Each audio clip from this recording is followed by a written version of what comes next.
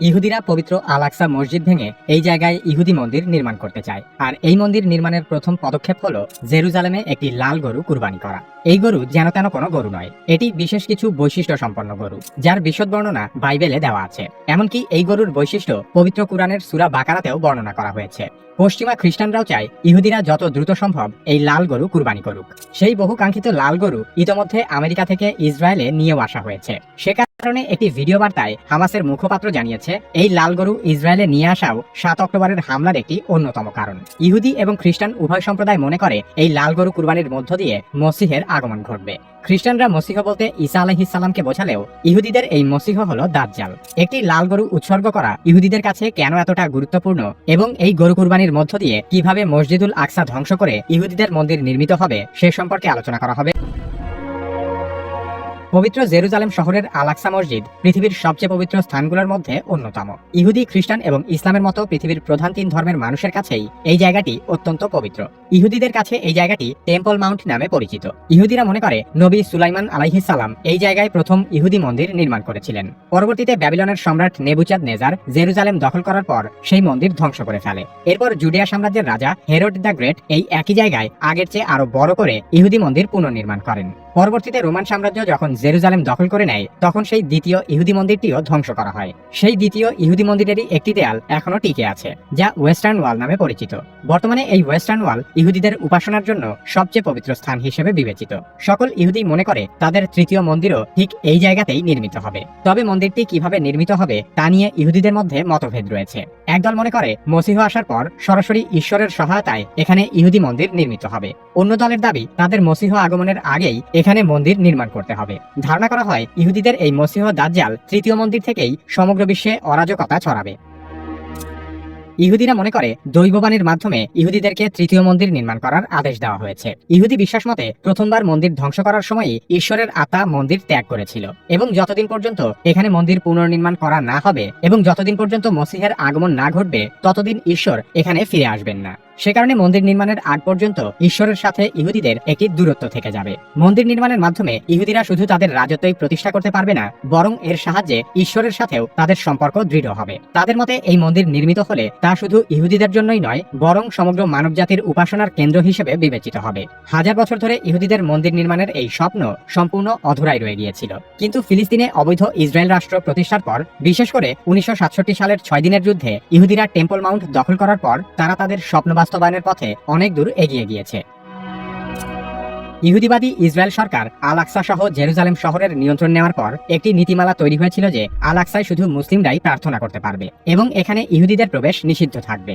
জাতিসংঘ এবং আন্তর্জাতিক স্বীকৃতি অনুযায়ীও আল-আকসা মসজিদে শুধুমাত্র মুসলিমদেরই প্রার্থনার অধিকার রয়েছে। কিন্তু সাম্প্রতিক সময়ে এখানে মুসলিমদের নামাজ আদায়ে শুধু বাধা প্রদানই নয়, বরং ইহুদিদেরকে রাষ্ট্রীয় নিরাপত্তায় এখানে অরাজকতা তৈরির সুযোগ দেওয়া হচ্ছে। তারা যেহেতু মনে করে তৃতীয় মন্দিরটি টেম্পল মাউন্টেই নির্মাণ করতে হবে, সে কারণে মন্দির নির্মাণের আগে তাদের প্রথম লক্ষ্য হলো আল-আকসা মসজিদ ধ্বংস করা। বিগত প্রায় 60 বছর ধরে ইহুদিরা জেরুজালেম নিয়ন্ত্রণ করলেও এতদিন আল-আকসা মসজিদ ধ্বংস করার ব্যাপারে প্রকাশ্যে তাদের কোনো কিছু করতে দেখা যায়নি। কিন্তু গোপনে তারা তাদের সকল ধরনের প্রস্তুতি সম্পন্ন করেছে। মসজিদ ধ্বংস করে মন্দির নির্মাণের নেতৃত্ব দিয়ে আসছে the temple institute. Temple Mount institute তাদের কাজের ব্যাপারে এতটাই অগ্রগামী যে তারা তৃতীয় মন্দির নির্মাণের পাথর পর্যন্ত তৈরি করে রেখেছে।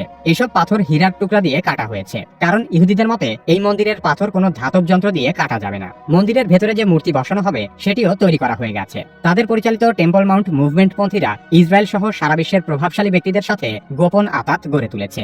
মন্দির নির্মাণের তহবিল গঠন থেকে শুরু করে নকশা অনুমোদন পর্যন্ত সকল পদক্ষেপ গ্রহণ করা হয়েছে। এখন শুধু আল-আকসা মসজিদ ভাঙার অপেক্ষা। আল-আকসা মসজিদ ভাঙা যাতে সহজ হয় সেজন্য ইহুদিরা বহু আগে থেকেই কাজ শুরু করে দিয়েছে।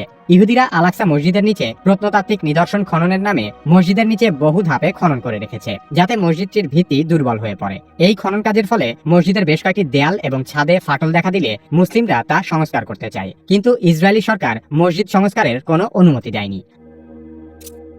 পশ্চিমা ইভাঞ্জেলিক্যাল খ্রিস্টানরাও চায় আল-আকসা মসজিদ ভেঙে সেখানে ইহুদি মন্দির তৈরি করা হোক। কারণ তারা মনে করে যীশু খ্রিস্টের পুনরায় আবির্ভাব ঘটার একটি পূর্ব শর্ত হলো জেরুজালেমে ইহুদি মন্দির প্রতিষ্ঠা করা। ইহুদিদের পক্ষে কাজ করা খ্রিস্টানদের একটি সংগঠন হলো Cry for Zion. Cry for Zion এবং টেম্পল মাউন্ট ইনস্টিটিউটের বন্ধুত্ব হলো এক ধরনের অপবিত্র মৈত্রী, কারণ উভয় দলেরই উদ্দেশ্য হলো আল আকসা মসজিদ ভেঙে ইহুদি মন্দির প্রতিষ্ঠার মাধ্যমে মসিহের আগমনকে ত্বরান্বিত করা। কিন্তু ইহুদি খ্রিস্টান উভয় ধর্মের মসিহ আসলে সম্পূর্ণ ভিন্ন দুই ব্যক্তি। ইহুদিরা মনে করে যখন তাদের মসিহ আসবে তখন ইহুদিরা ইহুদিদের অধীনস্থ হবে। অন্যদিকে ইভাঞ্জেলিক্যাল খ্রিস্টানরা মনে করে মসিহ আসার পর তিনি সকল ইহুদিকে খ্রিস্টান ধর্মে দীক্ষিত করবেন অথবা সকল ইহুদিকে হত্যা করবেন। দুই দলের চূড়ান্ত লক্ষ্য সম্পূর্ণ ভিন্ন হলেও তাদের প্রাথমিক লক্ষ্য মুসলিমদের পবিত্র মসজিদ আল আকসা ধ্বংস করা। সে কারণেই তারা একে অপরকে সাহায্য করছে। মুসলিমদের মধ্যে ফিলিস্তিনিরা আল আকসা মসজিদের জিম্মাদার এবং রক্ষণাবেক্ষণকারী হিসেবে রয়েছে। সে কারণে ইহুদি খ্রিস্টান সম্মিলিতভাবে প্রথমে ফিলিস্তিনিদেরকেই দমন করার প্রচেষ্টা শুরু করেছে।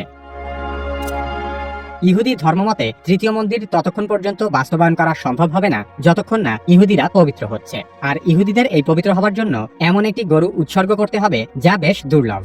তারা মনে করে ঈশ্বর ইহুদি ধর্মের নবী মুসা আলাইহিসসালাম এবং হারুন আলাইহিসসালামকে বলেছেন এমন একটি নিখুঁত লাল গরু উৎসর্গ করতে হবে যা কখনো কোনো হাল চাষের কাজে ব্যবহৃত হয়নি। পবিত্র কুরআনের দ্বিতীয় অধ্যায়ে সূরা বাকারার 67 থেকে 73 নম্বর আয়াতে বনি ইসরাইল বা ইহুদিদের এই গরু সম্পর্কিত ঘটনা বর্ণনা করা হয়েছে।